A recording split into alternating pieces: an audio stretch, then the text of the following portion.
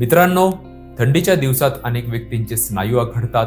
मध्यम वयाच्या महिला, अशक्त मुलं, त्याचबरोबर सर्व वृद्धांना हाडे आणि पायदुखीचा त्रास वाढतो. त्वचा कोरडी पडते. अनेक जण सर्दीने हैराण होतात. पण हा त्रास थांबवण्यासाठी आपल्या किचनमध्येच असे 4 चमत्कारी पदार्थ आहेत, ज्यांचा योग्य पद्धतीने आणि योग्य प्रमाणात वापर केला गेला तर एक असा जबरदस्त फॉर्म्युला तयार होतो, जो थंडीमुळे होणाऱ्या हाडांच्या कोणत्याही त्रासांवर चमत्कारी फायदा देतो. फक्त दुर्दैवाने आपल्याला या फॉर्म्युल्याची माहिती नाहीये. या फॉर्म्युलाचा रोज 1 चमचा पाण्याबरोबर पिल्याने काही दिवसातच हाडांच्या त्रासांवर मोठा फायदा मिळू शकतो. बरेच जण या 4ही पदार्थांना वेगवेगळ्या पद्धतीने खायचा प्रयत्न करतात, पण हे पदार्थ वेगवेगळे खाल्ल्याने म्हणावा तसा फायदा होत नाही.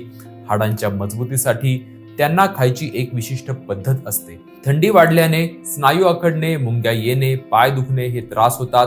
पण आज ज्या फॉर्म्युलाबद्दल आपण बोलतोय त्याने फक्त थंडीचा त्रासच कमी होत नाही, तर पचनक्रिया मजबूत होऊन गॅसेसचा त्रास, शरीरावरची सूज आणि जडपणा पण कमी होतो.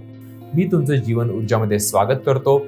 जीवन ऊर्जा चिकित्सालयाने गेल्या 16 वर्षात गुडघ्यांच्या गंभीर आजारांनी त्रासलेल्या हजारो रुग्णांना पुन्हा वेदनामुक्त जीवन दिलं आहे. थंडीमध्ये शरीर उष्ण ठेवण्यासाठी रक्तवाहिन्या आकुंचन पावतात, ज्याने स्नायूंना रक्तपुरवठा कमी होऊन स्नायू कडक होतात, हाडांचं दुखणं वाढतं. थंडीत सूर्यप्रकाश कमी असल्याने व्हिटॅमिन डी कमी मिळतं. याने हाडं कमजोर होऊन पाय, गुडघे किंवा टाच दुखायला लागतात. आणि त्यासाठीच मी तुम्हाला थंडीचे सर्व त्रास हमखास दूर करणारे हे 4 पदार्थ व त्यांना खायची विशिष्ट पद्धत सांगणार आहे. यातील सर्वच पदार्थ एकापेक्षा एक औषधी गुणधर्माने युक्त आहेत. त्यांनी शरीरातील वाताचा त्रास कायमचा दूर होतो. यातील सर्वात महत्वाचा आणि इफेक्टिव्ह मानला जाणारा पहिला पदार्थ म्हणजे मेथी दाणे. पण थंडीतले त्रास कमी करण्यासाठी मेथी दाणे खायची एक विशिष्ट पद्धत आणि एक प्रमाण असतं. ही पद्धत माहीत नसताना मेथी दाणे खाऊन काहीही फायदा होत नाही.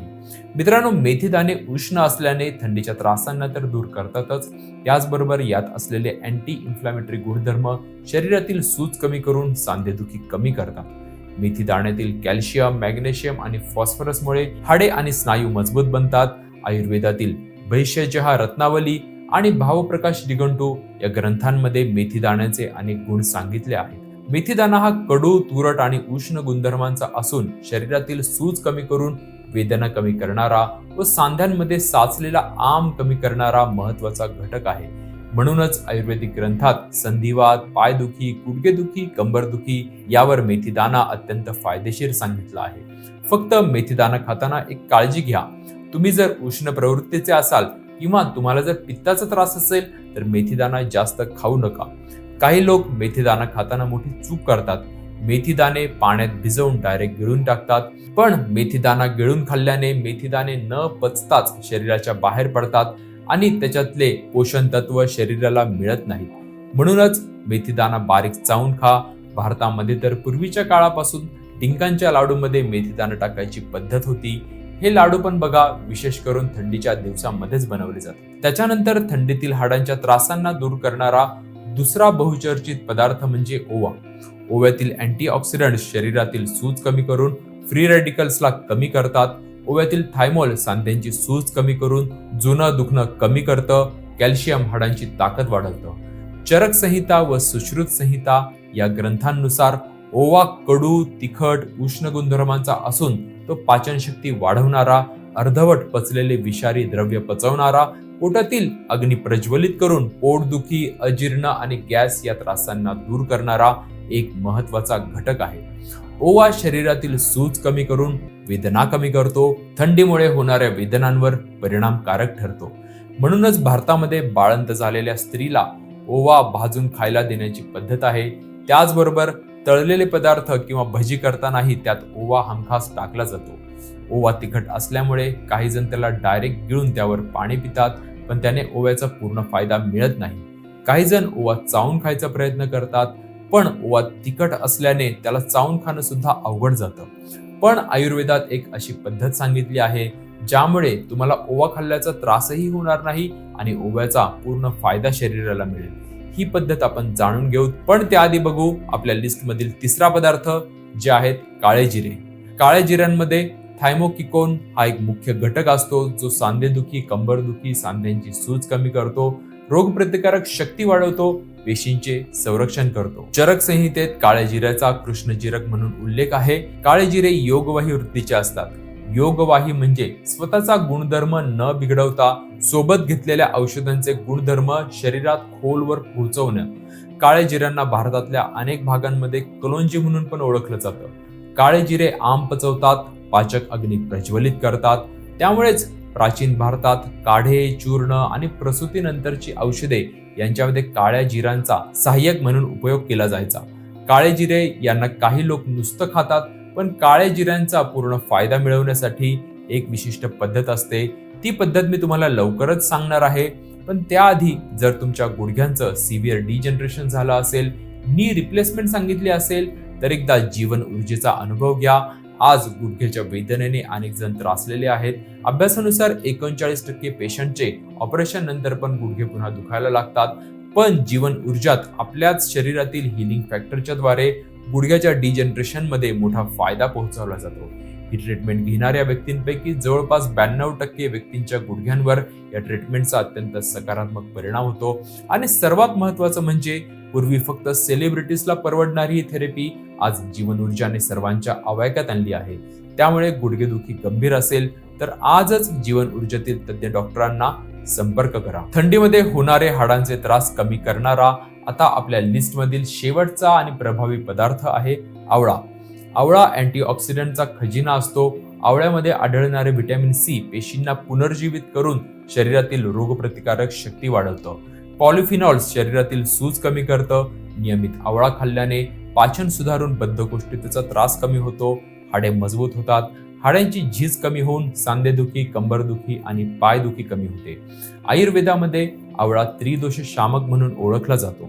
आवळा चूर्ण शरीरातील दाह कमी करते, हाडांची झीज कमी करते, रक्त शुद्ध करते. त्याचबरोबर पाचन शक्ती मजबूत करून केस आणि डोळ्यांच्या आरोग्यासाठी ही मोठी मदत करते. म्हणूनच च्यवनप्राशमध्ये सुद्धा आवळा हा मुख्य घटक म्हणून वापरला जातो. पण आवळा जास्त घेतल्यास जुलाब होऊ शकतात. त्यामुळे मी सांगितलेल्या प्रमाणातच घ्या. बघा, तुम्हाला मोठा फायदा मिळेल. तर मित्रांनो, आपण आता बघितलेले 4 पदार्थ जर आयुर्वेदात सांगितलेल्या विशिष्ट पद्धतीने खाल्ले गेले तर ते थंडीमध्ये हाडांना प्रचंड शक्तिशाली ठेवतात. त्यामुळे आता आपण बघूयात मेथीदाणे, ओवा आणि काळे जिरे आणि आवळा पावडर या 4ही पदार्थांना खायची विशिष्ट पद्धत नीट समजून घ्या. सर्वात पहिल्यांदा 100 ग्रॅम मेथीदाणे घ्या, 50 ग्रॅम ओवा घ्या, 50 ग्रॅम काळे जिरे घ्या, 100 ग्रॅम आवळा पावडर घ्या. हे प्रमाण एका व्यक्तीसाठीचं आहे. वजन करूनच योग्य प्रमाणात मोजून घ्या. योग्य प्रमाणात न घेतल्यास योग्य फायदा मिळणार नाही. संपूर्ण फायदा मिळवण्यासाठी सांगितलेल्या पद्धतीनेच उपयोग करावा लागेल. कधी कधी शरीरात कॅल्शियम कमी असल्याने पायाचं दुखणं वाढतं आणि थंडीमध्ये तर याचा आपल्याला खूप त्रास होतो. पण आजचा फॉर्म्युला तुमच्या पाय दुखीवर रामबाण औषध ठरेल. स्टेप 1 हा फॉर्म्युला बनवण्यासाठी 100 ग्रॅम मेथीदाणे, 50 ग्रॅम ओवा, 50 ग्रॅम काळे जिरे आणि 100 ग्रॅम आवळा पावडर घ्या. स्टेप 2 लोखंडाच्या कढईमध्ये हे पदार्थ एक एक करून लालसर होईपर्यंत व्यवस्थित भाजून घ्या. स्टेप 3 थंड झाल्यानंतर मिक्सरमध्ये या सर्व पदार्थांची एकत्रित पावडर बनवा. स्टेप 4 त्याच्यानंतर त्यात 100 ग्रॅम आवळा पावडर मिक्स करा. स्टेप 5 त्यानंतर हे चूर्ण हवाबंद डब्यामध्ये भरून ठेवा. आणि आता आहे शेवटची स्टेप 6 रोज रात्री झोपताना 1 कप कोमट पाण्यामध्ये 1 चमचा चूर्ण टाकून प्या. हे चूर्ण तुमच्या शरीरात वेदनाशामक व हाडांना बळकटी देणाऱ्या टॉनिकचं काम करेल. या चूर्णाने सांध्यांची सूज कमी होईल, नसा बळकट बनतील, हाडे मजबूत बनतील, थंडीचे शरीरावर होणारे सगळे त्रास आणि दुष्परिणाम कमी होतील, रक्ताभिसरण सुरळीत होऊन तुमच्या पायांमध्ये एक नवीन मजबूती निर्माण होईल. थंडी वाढल्याने अनेकांच्या पायाला मुंग्या येतात, पायामध्ये क्रॅम्प्स येतात, कंबरदुखी, पाठदुखी सुरू होते. यासाठी तुम्ही या उपायाबरोबरच पाय उबदार राहण्यासाठी पायात सॉक्स घालत जावा. झोपताना पायावर उबदार पांघरून घ्या. तेलाने पायांना मॉलिश करा. याने थंडीत तुमच्या पायांचे दुखणे कमी होण्यास आणखी मदत होईल. व्हिडिओ आपल्या जवळच्या व्यक्तींना नक्की शेअर करा.